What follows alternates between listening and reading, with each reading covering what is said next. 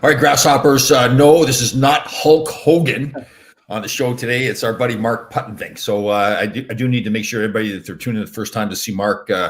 Mark and I became good friends. Ton of respect for him. He had been a strength and conditioning coach for the Rangers years ago and had trained a lot of people. He's got Patriot Training is your business that you have. Yes, he sir. trains a lot, all different levels, Navy SEALs, military personnel, women at home, whatever. So if you need to be trained and you're out there in the world, you can have Mark Puttenvink take care of you. How you doing, bud? I'm doing great, Tom. How are you today? I'm good. A little sad news. I mean, I'm sure they've been in the hockey world to see Mark Pavlich passed away, former New York Ranger. It's a very sad story, but we had a good show today. Kevin Allen that used to write with USA Today. We had Dave Maloney on. So, more take the approach to celebrate his life. Mark was a great guy, really hard worker. We're going to talk about some stuff today about training, but real good guy. So, yeah, I remember, of course, the 80 game and Mark's career with the Rangers after that. And he was just, I didn't know him personally, but you could tell he was just an extremely likable guy. Yeah. One of those guys that everybody liked. Yeah, it's funny, we think back. I remember at the Madison Square Garden before games, we had a little lounge off to the side of the locker room there, and we had this old gentleman, really nice guy, and he would always bring in Chips Ahoy cookies. So we'd sit before the game, we'd eat Chips Ahoy cookies, and I'm thinking to myself, like, what were we thinking, right? I mean, like, we want to talk about nutrition today, and some of the things that we know now that, well, maybe we did know back then, we really didn't want to know about nutrition. So, and this, we want to have a discussion too, about pro athletes, kids that are athletes, or just people in general, what the proper foods are to eat. And I know you and I feel a lot of the same ways about fasting and the foods to eat now. And even as it pertains to, we're going through this tough time with the virus too, about eating the right foods to really help boost your immune system too. So, let's say we've got a young athlete, they've got a game at night someplace and they've been in school, their parents pick them up from the rink to get them to the game. What's the proper food that they could eat that doesn't, like, the old theory, like give them a chocolate bar, like you mentioned before the show, and all the sugar is going to help you. That's the worst thing in the world for you, right? Well, there's two considerations. One is the time component, like at what time do you want to eat before the game, or practice too, because if you can't function in practice, you can't function in the game. And then what is it that you do eat? So the first thing to recognize is that you probably want to consume some food at least an hour and a half, probably closer to 2 hours before your practice or game. That said, the most important part of it is hydration. Sometimes people don't think of hydration as eating, but if you're thirsty, you're past the point of hydration. You're already beginning to be dehydrated. So it's really important that you hydrate before practice and the game, or just working out. So even if you're not thirsty at that point, make yourself drink a certain amount of water. It'd be the best. Correct. Thing, correct? Yeah. You don't want to get to the point that you are thirsty, because then you're already entering into a dehydrated state. So let's look at what type of food you want to eat, because there's certain foods that, again, I don't want to get too deep into the weeds, but it's important to understand when it relates to carbohydrate or sugar, we process carbohydrate into glycogen, which is the sugar, and that's what, for the most part, gives us our energy. There's something called the glycemic index, and that's just a really fancy term to describe the rate at which that sugar, so to speak, enters your blood system. So certain foods are very high on the glycemic chart, and those foods, you're going to get a big influx of sugar, you're going to get a brief amount of energy, and then you're going to crash. It's a very short-lived period of energy, and that crash is very deleterious. So you want to eat foods that are lower on the glycemic index, because what it's going to produce is a slower introduction of the sugar into your blood system. That'll give you a constant flow of sugar to produce energy. So what are the foods that are high on the index that you don't want? So basic sugar, any kind of refined sugar products are extremely high. So you and I were talking about, speaking about, parents giving their kid a Snickers bar, for instance, before a game, thinking it's going to give them energy. And it will for a brief period of time, and then they're going to hit the wall. They're going to really crash. Lower on the glycemic index scale would be something, oranges in particular are very low glycemically. And there's a double benefit to eating an orange. You're getting a lower glycemic index carbohydrate or sugar, and you're also getting some hydration. When I was with New York, and I don't know if you guys had them in your locker rooms back in the day, but we always had cut up oranges. And it was pretty interesting because surrounding Mike Richter's locker, his stall, or orange peels all over. Because in between periods, he'd rehydrate with some water or some Gatorade or whatever it was. I want to talk about Gatorade in a minute as well, but also with the oranges for further energy. So that's a pretty important concept to understand. And if you so we would eat pasta like the day of a game. We'd have let's say we played at 7:00. We'd have our meal, pregame meal at 1:00. Let's say tons of pasta. Is pasta good food? Again, yeah, it can be, and it depends when you're eating it. So, like usually, generally speaking, in professional hockey, I think the pregame meal is around 1:00, right? Yeah. I mean, and that was probably your largest meal of the day until after the game. So you've got from 1:00 to really 7 p.m. or 6:30 for warm-ups and stuff to digest that food and for your body to store those carbohydrates. And so it's a little bit of carbo loading, so to speak. So you're filling up your energy tank, and then you could utilize that source later on. You certainly wouldn't want to eat pasta 2 hours before. So it wouldn't get a chance to get in your system. It wouldn't be broken down. Yeah, that's basically what happens. Go ahead, Tom. But then, so if we didn't eat from 1 till 7, we normally get a little hungry, right? Don't you need something maybe like 2 hours before that's a lighter? So I would suggest something lighter that's a low glycemic carbohydrate, maybe a little bit of protein. I would stay away from a protein shake. I know that they're very difficult to digest, especially if they're most of the protein is coming from whey isolate, because most people don't process whey very well. So one thing to eat after your game to really quickly replenish your carbohydrate stores and provide to restore your glycogen levels are bananas. Bananas are very high glycemically, but they're great to have after the game or after working out or after the practice. So beer was not the best option for us. Probably not. But I mean, it's funny. They're a form of carbohydrates. The problem with any alcohol in general is that your body can't identify alcohol as a protein, carbohydrate, or fat. So it just stores it in the fat cells. And that's when you start to see the beer gut and all those things happen. It also affects men hormonally. It does reduce your testosterone level. And I'm talking about, not moderate drinking, but if you're drinking quite a bit, to where the point it's not good for you. Yeah. Right. And the dehydration too, right? Like after your game, you're dehydrated. Like we would lose anywhere from 5 to 7 pounds, just pure water weight during a game. And then you're throwing beer in there. You need the water, right? I mean, that's the best thing for you, correct? Absolutely. I mentioned Gatorade before, Tom, and whether it's Gatorade or Powerade or any one of the many sports drinks, you got to be really careful because they're loaded with sugar. And it's not a good sugar. And, there's a lot of salt in those drinks too. Well, the electrolytes are good for you in the sense that when you're sweating profusely, you want to replenish those electrolytes. Personally, I use Pedialyte, which is for babies when they get sick and they need the electrolytes. In the summer you can buy them like a frozen pop, so to speak. And I'll put them in my cooler, and when I'm outside training in the heat, I just start banging those things down. A great electrolyte, and you're staying hydrated. You don't want to get to the point where you really have to rehydrate. I mean, even during the game or when you're working out, you want to be sipping water. Of course, when you look at the bench, everybody's pounding down the water. But the Gatorade is pretty dangerous because if you look at the Gatorade bottle, it'll say I think 7 grams of sugar. But what you're not noticing also sometimes it's 2.5 servings. So you're really getting, I'm not real good at math, but about 20, 21? So roughly 25. Yep. So I've really gotten into the amino energy drinks. So I drink in the morning, I have the amino acids and it's got caffeine in it. So, I mean, amino acids, I really didn't know much about them before, but that's pretty important for somebody that's training now, right? To kind of, is it replenishing the muscle, really go right to your muscles, right? So your muscle basically,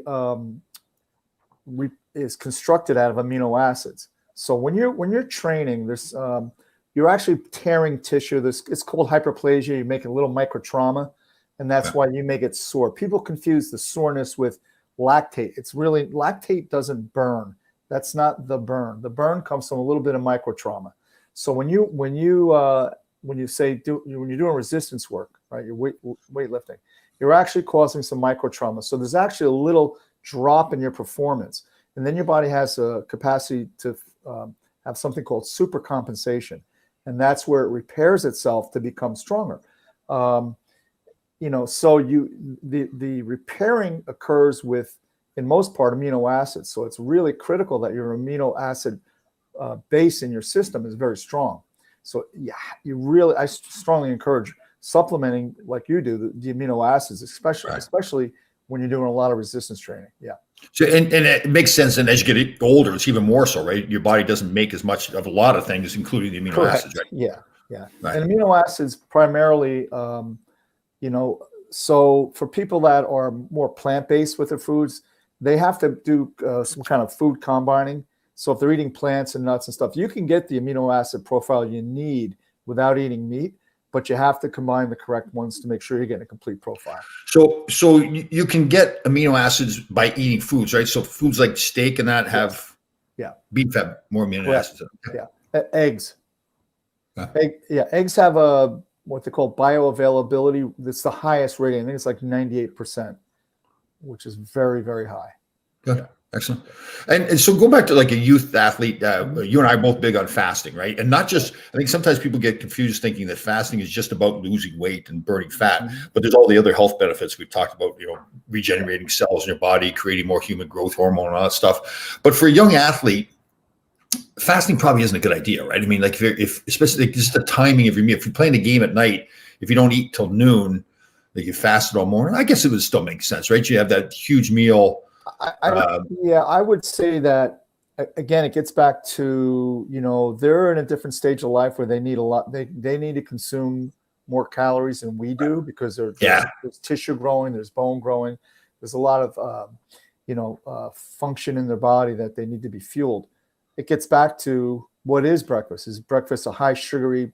Right. I'm not going to pick on a particular brand, but like a high sugar cereal, right? Awful. Just absolutely. So, okay, that's a great point. Then, so what is the ideal breakfast then? Well, for anybody in general, I would say some eggs. Eggs got kind of a bad rap, saying that you're going to pump up your cholesterol. There's a lot of research that says just the opposite of that, that it doesn't occur. So you want to have some healthy protein. You want to have a good carbohydrate, like oatmeal, and then some healthy fats, whether it's yogurt or I like to eat avocado. Avocado is a tremendously vital food, and it has a ton of healthy fats in it. Yeah. Right. So again, you're right. It's a good point. A lot of people now are confused about eggs, right? Because in the past, it's like, oh yeah, it's going to skyrocket your cholesterol level. But now the studies are showing that eggs are pretty, they're high in fat, but it's good fat, right? So and again, there's lecithin in eggs that's kind of counterproductive to cholesterol. So it kind of balances. Many times I would suggest that any study anybody reads, the most important thing to see is who's paying for that study. Yeah. So if it's a sugar product, make sure it isn't the American Sugar or whatever. And the interesting thing too is when they say eggs, so they'll do, let's say you do a survey, how many eggs a day do you eat? I eat 2. Well, your cholesterol is high. Must be the eggs. Well, what they're not saying is it's an egg, Taylor ham, and cheese on a buttered white processed roll. So they leave out a little bit of the information. So it can be deceiving. Yeah. All right. So the ideal, and then again, it depends on the age, the activity of the person involved. Right? But let's say we've got let's target somebody more in our age. Let's say we've got some 60-year-old person, fairly active. The ideal diet for them is what? Do we, if you could get everybody to be fasting, do you think that's the right thing for everybody to be doing? Absolutely. Right. So coincidentally, over the weekend, I tripped across a very, very interesting research paper that was done, and it was done on a tribe in Africa, and it was the Hadza, Hadza tribe, and they're a very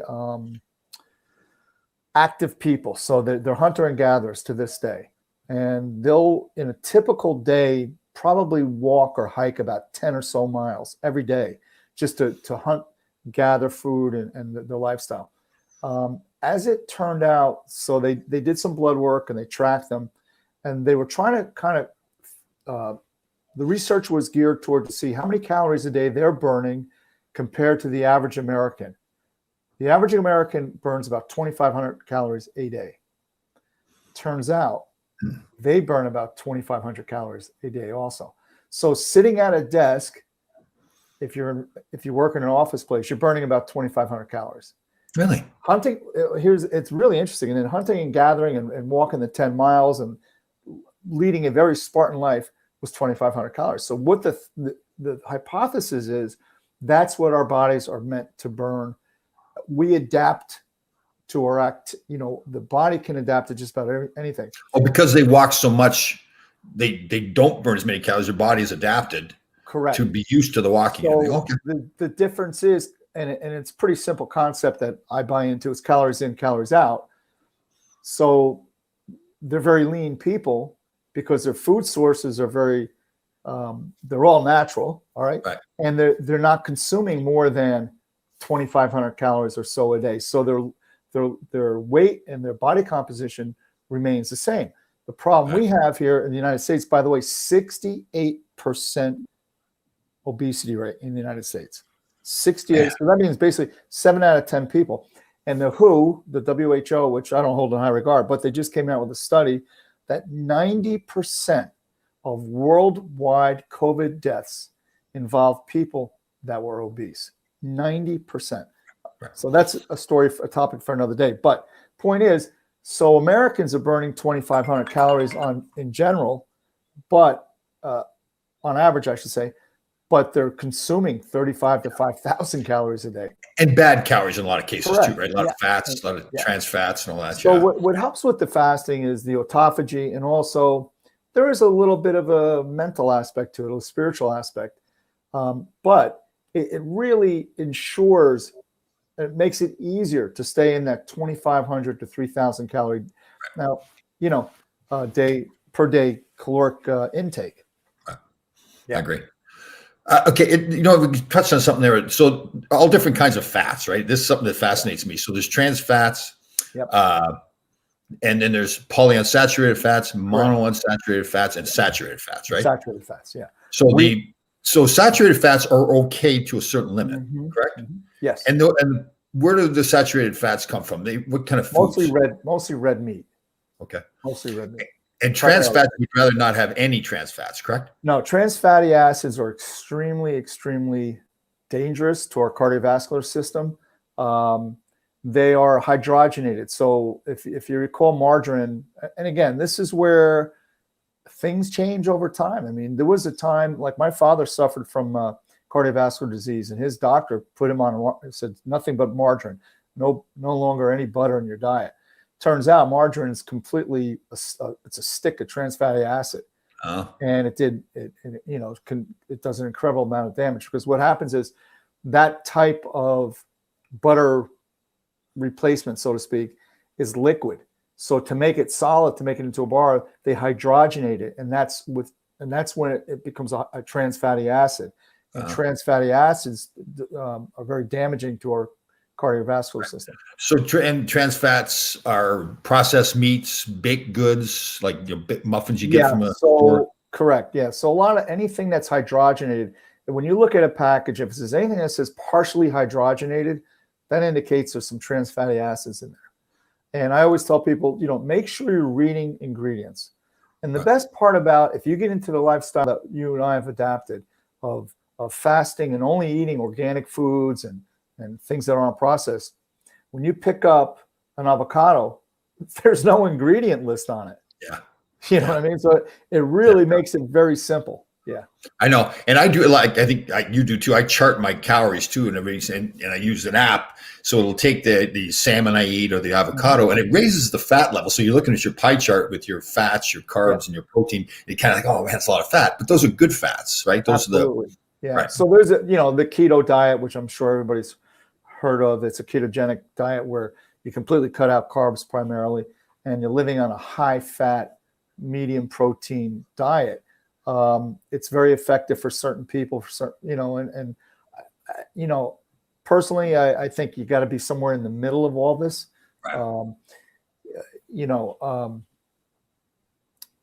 But I'm not big on the diets like the keto, more because of the psychological part of it, right? Because it's almost like, okay, I'm going to go to lose 20 pounds. So I'm going to go on the keto diet. I get the 20 pounds gone. Well, then what? Do you get off the keto diet and go back to the regular diet? Now you start to gain the weight again. I like, and I think you do too, just a healthy lifestyle where you're doing your fasting if it works for you, you're eating the right foods. And I think a lot of it is too, people think, well, it doesn't taste good. Well, I make my shake every day, which has got banana, avocado, spinach, almond milk, my protein. I actually have added a little bit of peanut butter powder now and some collagen protein, which has got a lot of protein in it as well. And it tastes fantastic. I mean, it's a lot of food you have. If we just put a little time and effort like you and I do into our food preparation. And the great thing about fasting is you've really compressed the time in which you got to spend your day doing all this. You're not eating 3 or 4 or 5 times a day. Right. And don't you think a lot of people too, they skip breakfast anyways. So you think about it, I think it's better to have a plan for your meals than to just skip a meal. But in essence, it's really not that big of a thing. If you stop eating at 8 o'clock at night, and you don't eat again until noon the next day, there's your 16-hour fast. And it's really not. You're sleeping for half that time anyway. So exactly. And if you look at the typical American diet has always been very involved with grabbing something quick, because we live in a very quick society. And I know years ago when I was working as a kid in construction, all the guys with the coffee truck would come around. They'd get coffee and a buttered roll. Yeah. And then. And do you think, for me, it's a misconception to think, well, calories are calories, right? No. It isn't. Like, even if you're working hard, if you're putting the buttered roll and you're eating a bag of potato chips every day, those are bad calories with bad fats. Right. I always tell kids when I do a hockey school, I say, listen, what kind of car is your dad driving? They'll say, kid maybe say a Lexus or a Mercedes. So let me ask you, when he pulls up to the gas station and the attendant says, can I help you?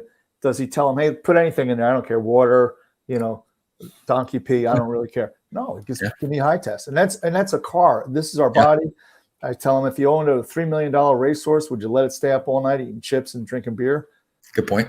Yeah. Funny story. So my first year pro, we'd had a good year. I had a good rookie year. We'd gone to the semifinals, lost to the Islanders in 1980, 81. And I really showed up in camp in good shape. Like a year before my college year ended, they brought me into New Haven to play. So it gave me a taste of what I needed to do to get ready to play. So I was in fantastic shape.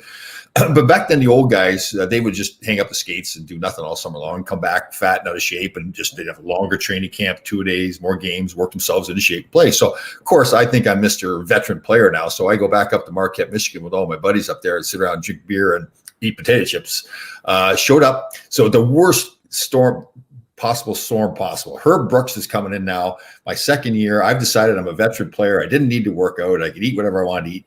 So we're going over to Finland for training camp, and we do all our testing over here before we leave. And I'm all cocky and everything. I know I'm a little fat, but I think training camp coming up. So we fly to Finland, get off the plane, go to practice, and everybody leaves except for me. And Herb keeps me on the ice for another 30 minutes to skate my rear end off. And then he caught me in his office and he ripped me a new one. He says, I've heard all this great stuff about you. What do you think you're doing? And I'm like, what are you talking about? I'm a veteran. I'm in good shape. Man, it was a perfect thing for him too, because he could use me as an example for everybody else. Yeah. But I learned a great lesson after that. That never happened again. But it's true, right? I mean, so I wasn't as disciplined as I am now with my diet my first year, but now my second year, it's like just eat whatever I want to eat. So, but it's actually one of those things where it was a great lesson for me, and really taught myself, listen, you're not a veteran. This is not the right thing to do for your body, even if you're not a professional athlete, right? That weight loss and gain and everything is not, I mean, listen, it happens to people and you don't want to beat yourself up over it, but as best you can to try to stay away from putting on the weight and losing the weight. And it's just so hard on your body, right? Yeah. Well, no one's ever going to, be who we were physically when we were in our 20s. It's just impossible. What are you talking about? What do you mean? I wasn't talking about you. I was talking about other people. And, but you want to be the best you can be at your current age in life, wherever it is. And certainly, though, Tom, there are people that I'm not going to blow wind up our skirts, but we're a little bit longer in the beard than most. And we're in better shape than some guys in their 20s and 30s. Sure. And that's all. And it's lifestyle choices. It's, yes. And to your point about this yo-yo, losing weight, gaining weight, losing weight, coming from the other part of my world, my boxing background, I cannot tell you how many world champions that I know that fought. They were little guys. They fought at 135, 140. And once they stopped, because they were yo-yo, they were walking around at, say, 150 and fighting at 135 or 130. And once that stops, they have screwed up their metabolism so bad. They're all like 180, 190, 200 pounders now once they stopped fighting and training.